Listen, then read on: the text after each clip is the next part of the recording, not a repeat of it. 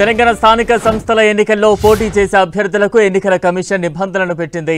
ZPTC, MPTC, sarpanch అభ్యర్థుల ఎన్నికల ఖర్చులపై rules and regulations పాటించాలని సూచించింది.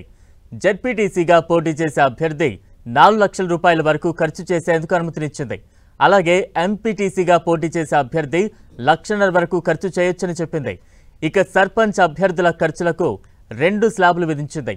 ఇందులో 5,000 జనాభా పైబడిన గ్రామ పంచాయతీలకు 2.5 లక్షలు, 5,000 జనాభా లోపల గ్రామ పంచాయతీలకు 1.5 లక్షలు, 5,000 జనాభా పైబడిన వార్డు సభ్యులకు 50,000 రూపాయలు, 5,000 జనాభా లోపు ఉన్న వార్డు సభ్యులకు 30,000 రూపాయల ఖర్చు పెట్టుకోవచ్చని సూచించింది. ఎన్నికల సంఘం ఇచ్చిన దానికంటే ఎక్కువ ఖర్చు చేసే అభ్యర్థులు డిస్క్వాలిఫై అవుతారని ఎన్నికల సంఘం తెలిపింది. ఇక మరింత అప్డేట్స్ అందించేందుకు మా ప్రతినిధి అజయ్ సిద్ధంగా ఉన్నారు. అజయ్,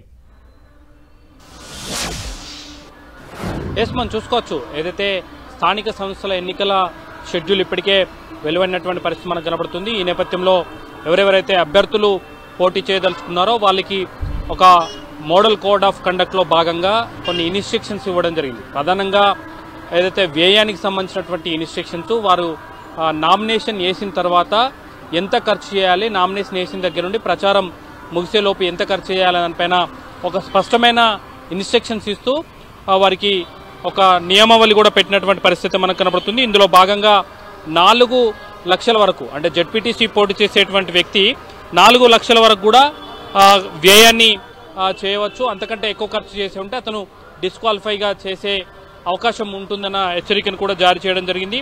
అదేవిధంగా సర్పంచులకు పోటీ చేసే అభ్యర్థులకు, ఎంపీటీసీలకు పోటీ చేసే అభ్యర్థులు కూడా వేరువేరుగా ఖర్చులు వ్యయాలకు సంబంధించినటువంటి ఇన్స్ట్రక్షన్స్ ఇవ్వడం జరిగింది. ఎంపీటీసీగా పోటీ చేసేటువంటి వ్యక్తి 2.5 లక్షల వరకు ఖర్చు చేసేందుకు అవకాశం ఇచ్చినటువంటి పరిస్థితి. అదేవిధంగా సర్పంచులు, వార్డు సభ్యులకు మాత్రం 2 స్లాబుల్లో ఈ వ్యయానికి సంబంధించినటువంటి ఇన్స్ట్రక్షన్స్ ఇవ్వడం జరిగింది. అందులో 5,000 పైబడిన జనాభా ఒకటి అయితే, రెండవది 5,000 లోపు ఉన్నటువంటి జనాభాకు సంబంధించినటువంటి వార్డు సభ్యులు, అదేవిధంగా గ్రామ పంచాయతీల్లో పోటీ చేసేటువంటి సర్పంచులకు ఇన్స్ట్రక్షన్ చేయడం జరిగింది. 5,000 పైబడిన సర్పంచుల్లో 5,000 పైబడిన జనాభా ఉన్నటువంటి సర్పంచుల వద్ద చూసుకున్నట్లయితే 1.5 లక్షల వరకు, అంటే 5,000 పైబడిన జనాభా ఉన్న దగ్గర అయితే 2.5 లక్షల వరకు కూడా ఖర్చు చేసేందుకు అవకాశం ఇచ్చినటువంటి పరిస్థితి కనబడుతుంది. అదేవిధంగా 5,000 లోపు ఉన్నటువంటి జనాభా దగ్గర కేవలం 1.5 లక్షల వరకు మాత్రమే పరిమితం చేసినటువంటి పరిస్థితి మనకు కనబడుతుంది.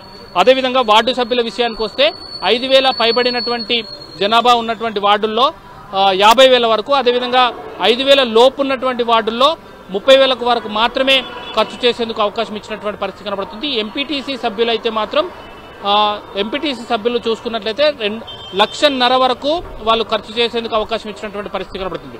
అంటే మనం ఇక్కడ చూసుకున్నట్లయితే ఓవరాల్గా జెడ్పీటీసీ 4 లక్షలు, అదేవిధంగా ఎంపీటీసీ 1.5 లక్షలు, సర్పంచ్ 5 లక్షలకు పైన 5,000 పైబడిన జనాభా అయితే 2.5 లక్షలు, 5,000 లోపు అయితే 1 లక్షల వరకు ఖర్చు చేసేందుకు అవకాశం ఇచ్చినటువంటి పరిస్థితి కనబడుతుంది. ఈ ఇన్స్ట్రక్షన్స్ ఎవరైనా మీరే ఉంటే వారు డిస్క్వాలిఫై చేస్తారన్న హెచ్చరికను కూడా జారీ చేయడం జరిగింది. Right, thank you Ajay.